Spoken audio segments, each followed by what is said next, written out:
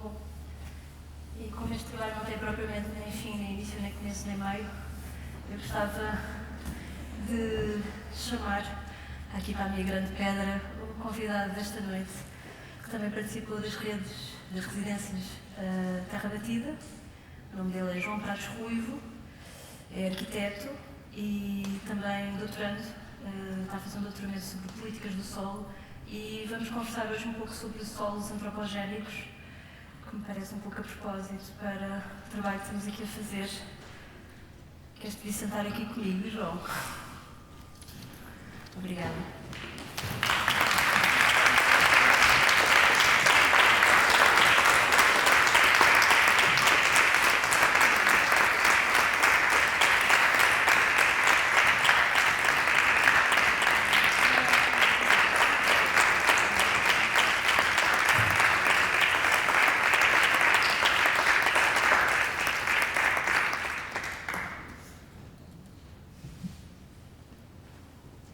Agora é que vai começar a performance.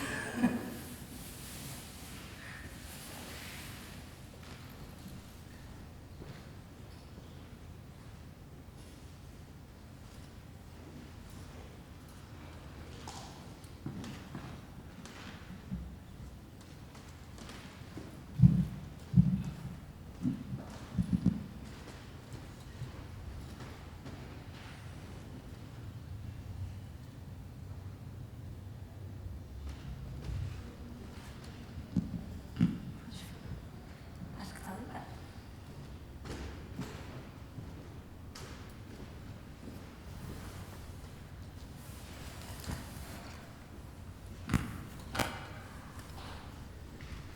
Fatores de formação do solo. O perfil do solo. Um corte vertical praticado no solo revela, em geral, variação mais ou menos acentuada de características com profundidade. Denominam-se horizontes do solo, porções de limites geralmente algo irregulares, mas em geral sensivelmente paralelos à superfície do terreno, que se diferenciaram devido à influência de agentes atmosféricos e soluções formadas pela água das chuvas, em íntima ligação, até profundidade variável, com influências biológicas, da vegetação, micro-organismos, atuando no local em que o solo se encontra. A diferenciação de horizontes dá-se essencialmente como resultado de fenómenos de alteração e migração.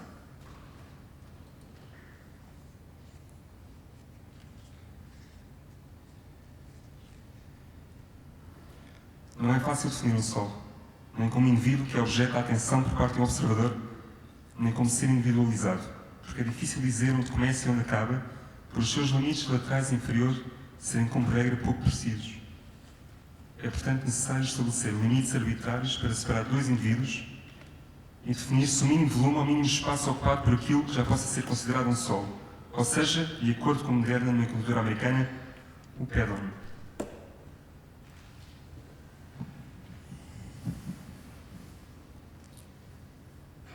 O pedon é tridimensional.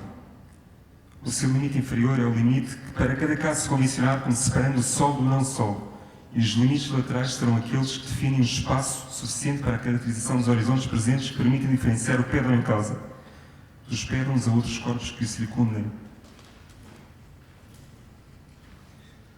O Departamento de Agricultura dos Estados Unidos da América do Norte, em 1960, propôs que os horizontes orgânicos formados sobre os solos minerais fossem representados pelo símbolo 0, 1, 2.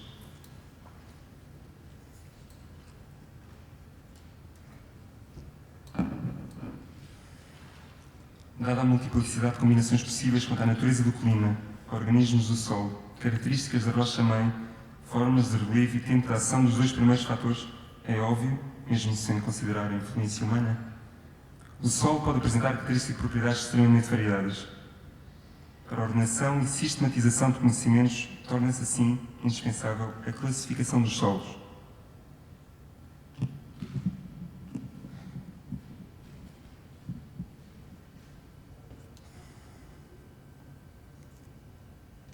Nas condições naturais, a erosão é assim um processo normal, mas por via da regra gradual e lento.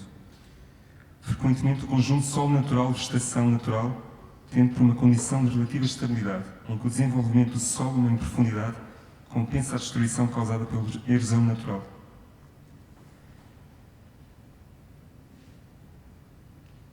A intervenção do homem, através da utilização do sol, provoca muitas vezes uma aceleração dos fenómenos erosivos. Podemos dizer-se que a aceleração acelerada com a erosão do solo começou, efetivamente, com a agricultura.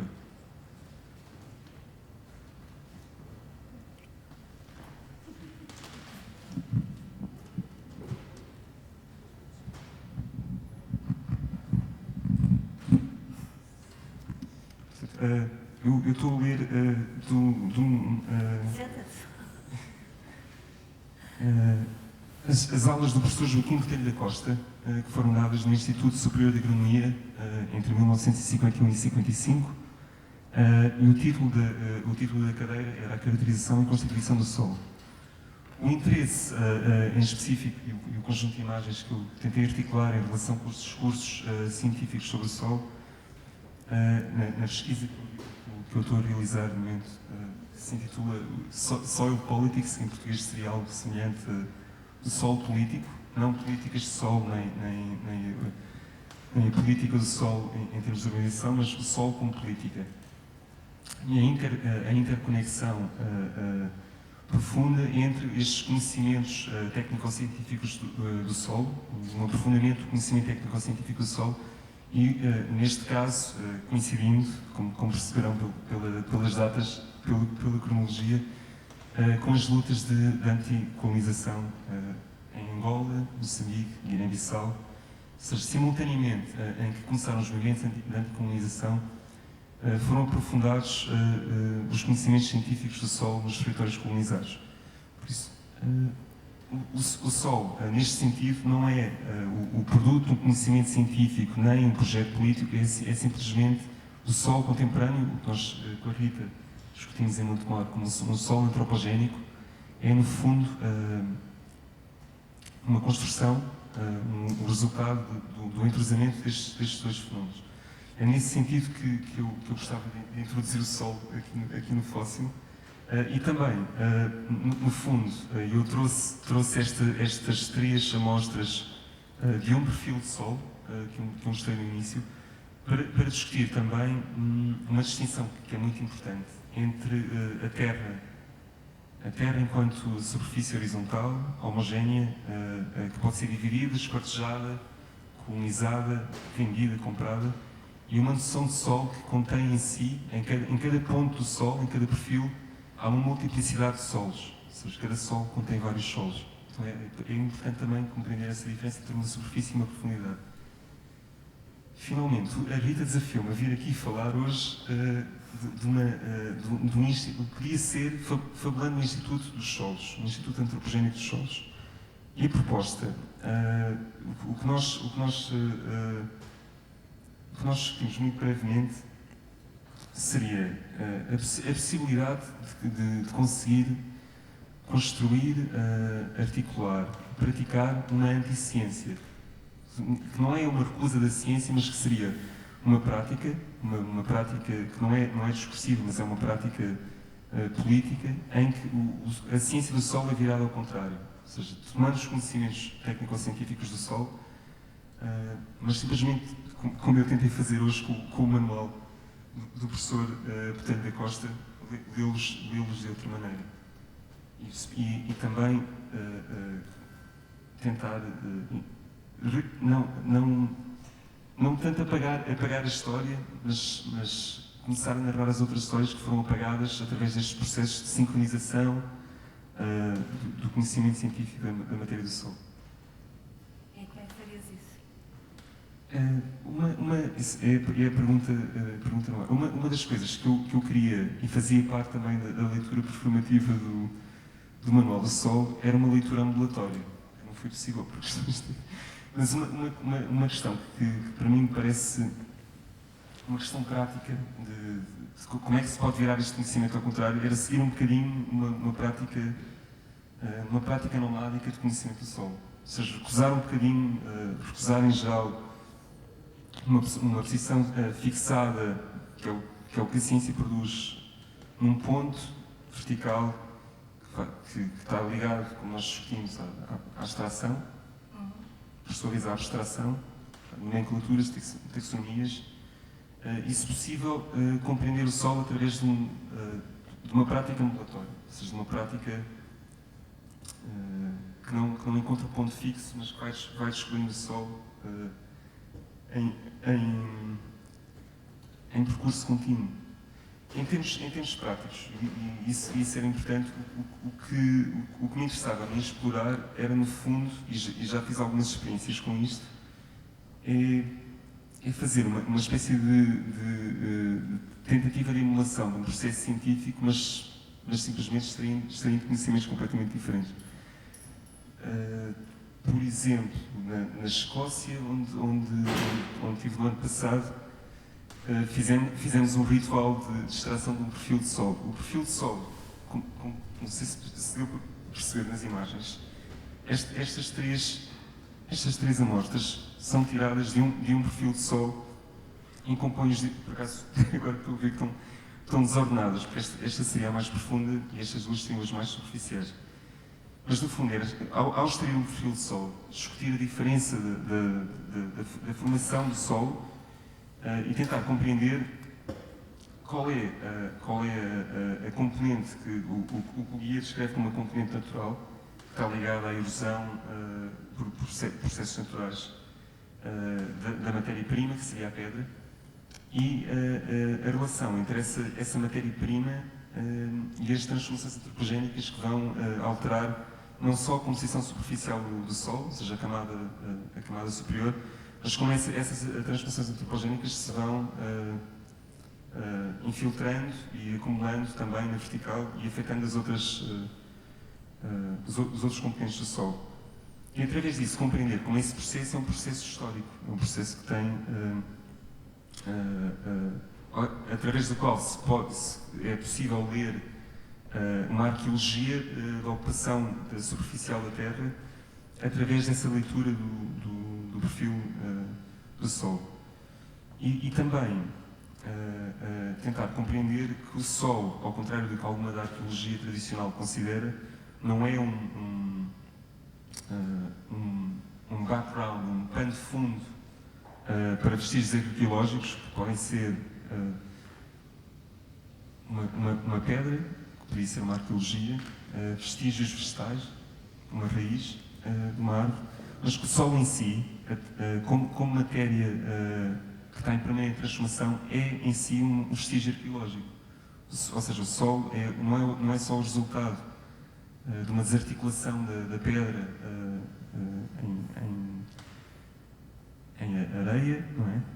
Em inertes mais finos, mas que estes próprios inertes, através de processos biológicos e bioquímicos, contêm índices de transformações humanas e mais que humanas, e contêm, como é claro, em relação aos perfis que foram recolhidos, que estavam na terceira imagem, foram recolhidos de territórios colonizados, são em si a prova viva, contínua da violência da colonização.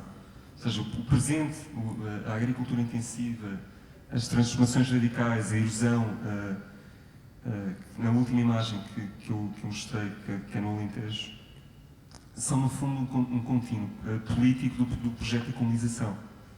Essa é a tese geral com a qual eu estou a trabalhar. Então, deixa-me só interromper-te para dizer, se alguém quiser fazer algum comentário, nós não podemos passar microfones, mas obviamente podem fazê-lo, até porque nós temos um período aqui bastante curto, era um pouco para lançar algumas questões e seria bom também vos escutar, se quiserem, podem tirar assim a máscara para falar. Mas só para te comentar o que estavas a dizer, lembro-me que quando nós nos vimos na residência Terra Batida, em Montemor, mostraste imagens também de como é que se faziam estes perfis de solo, que são tipo uma espécie de uns tubos que vêm com as várias camadas, e a própria experiência de retirar esse perfil de solo e de ver essas amostras de solo que estão no ISA, né, numa espécie de arquivo de solos no Instituto Superior de Agronomia, foram retiradas durante o período colonial e essas amostras eram retiradas, quer dizer, quem fazia as amostras eram pessoas em regime de escravidão ou assessorando os cientistas brancos que iam fazer essas amostras. Então, realmente, a própria prática científica de olhar para o solo já era profundamente colonial e portanto acho que isso é interessante entender que tem a ver com a composição, não é? Como é que o sol está composto, mas também como é que se olha para ele ou qualquer tipo de experiência que se possa fazer sobre ele também é digamos que um retrato muito claro dessas relações de poder que aí estão estabelecidas.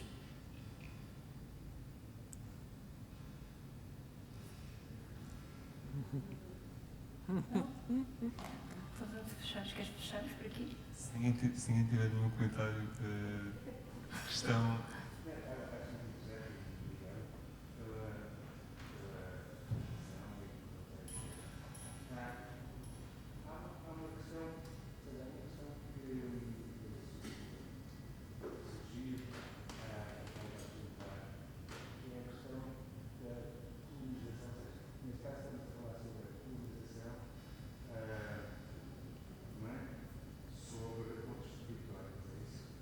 Colonização política do processo colonial. Ou seja, estamos a partir do século XV, estamos a falar, especificamente do caso português. E da formação, de uma articulação do imaginário do Império através da coleção de matéria viva e não viva dos territórios colonizados. Uma dessas matérias era o solo.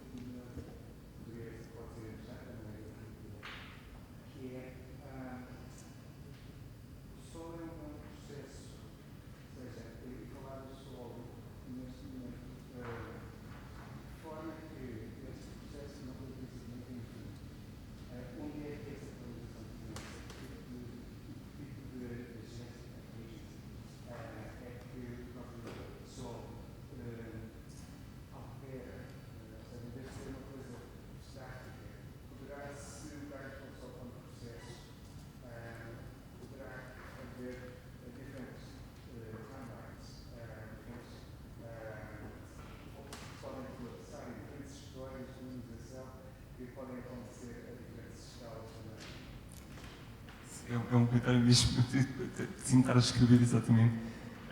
Mas é exatamente isso, possivelmente uma história do Sol, ou uma história colonial contada através do Sol, sob a perspectiva do Sol, permite aumentar o campo de visão e incluir outras agências que não sejam exclusivamente a agência humana, e também entender como em alguns destes processos o que aconteceu foi que o Sol em si tinha resistência, era um Sol resistente.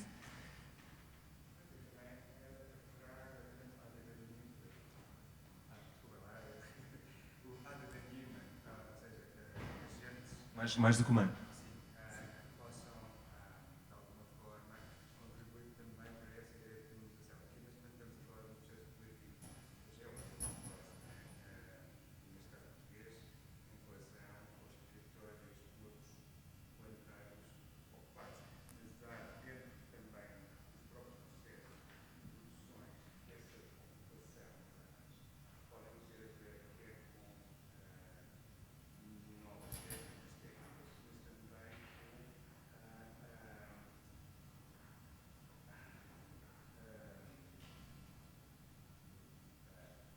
Pode ser em inglês. Pode ser em inglês.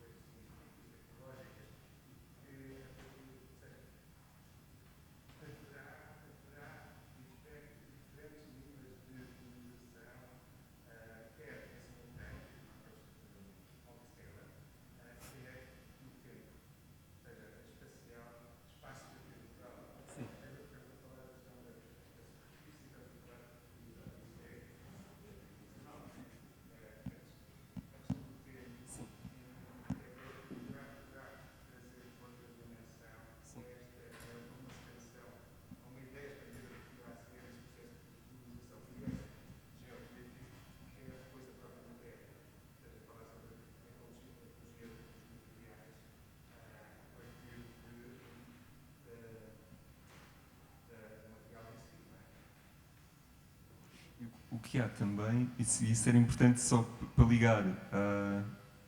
Só para termos Sim, mesmo para fechar, é que o que acontece com este processo técnico-científico, há uma tentativa de sincronização das taxonomias, dos conhecimentos, que por sua vez vai impactar na matéria em si. Ou seja, todos os solos, a partir deste momento que há esta homogeneização dos anos 60, que é um mapa de solos com uma nomenclatura geral de solos, todas as amostras de solo que são colhidas são medidas em relação a essa nomenclatura e vão estar em excesso ou déficit de nutrientes, de nitrogênio, etc. E passam a ser considerados corpos anormais. Ou seja, todos os solos do mundo, a partir dos anos 60, isto é uma generalização, mas que é importante porque o que vai acontecer é que agora o solo está sempre em falta ou em excesso para ser considerado um solo ideal para os níveis produtivos da agricultura intensiva. E esse é um fenómeno global, em que vários estudos na América do Sul, na Europa, em África, de quem trabalha com cientistas e das ciências humanas que trabalham com o solo, descrevem exatamente o mesmo fenómeno. A partir dos anos 60, 70, o solo passa a ser um corpo doente. E esse corpo doente tem que ser tratado e tem que ser tratado com químicos, como nós sabemos agora. Então há um processo também de um desaprender desses saberes técnicos, sem os mandar fora, porque eu acredito muito na perspectiva da ciência, mas compreender como é que a ciência é a partir da política. Isso para mim, acho que é o fundamental de entender um solo como política. Não há nada que não seja político, mas a ciência, acima de tudo, é uma arma muito forte. Não, e nesse sentido, vou aproveitar para puxar a palavra para poder concluir, mas nesse sentido acho que é importante, e isso seria a continuação desta conversa, era também falar sobre a agricultura, não é? Porque há uma série de paradigmas relacionados ao que é agricultura e como ela pode ser. E não estou só a falar do superintensivo e do intensivo, estou a falar de modelos que foram exportados pela colonização para outros continentes e, portanto, tudo aquilo que não é considerado essa agricultura é dito como não domesticado, não é? Indomesticável. E o que se tem chegado cada vez mais à conclusão é que existem, não é, regimes ou formas práticas de semi-domesticação ou de uma domesticação performativa, não é, de uma série de plantas e de alimentos. E está ali uma pessoa a fazer-me assim, porque sabe que no Brasil isso acontece e sabemos cada vez mais dessas formas de cultivar mandioca, que não são cultivos como nós os entendemos, por exemplo, aqui em Portugal, não é? Portanto, e foram a exportação dessas técnicas. E, portanto, isso coincide muito com o teu relato sobre a alteração também, não é? De passarmos a ter um solo doente, que é o resultado de uma hegemonização do conceito de agricultura. E, bom, eu vou aproveitar para fechar aqui a sessão 2. Era mesmo uma conversa curta, até porque tem agora um espetáculo aqui na sala principal, às 8h30, da Sónia Batista, que também faz parte do Festival Alcântara, e algumas das pessoas que estão aqui vão ver.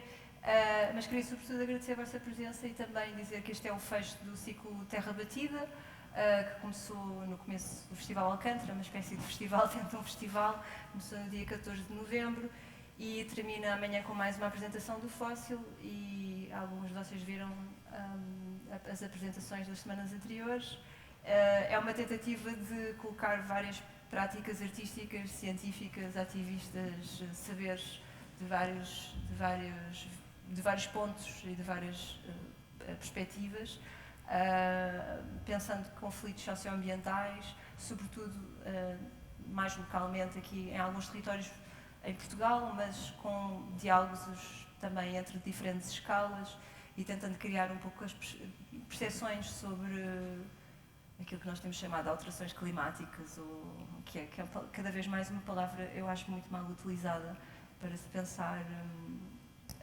pensar a violência. E pronto, queria agradecer a vossa presença, muito obrigada, boa noite e pronto. Tchau.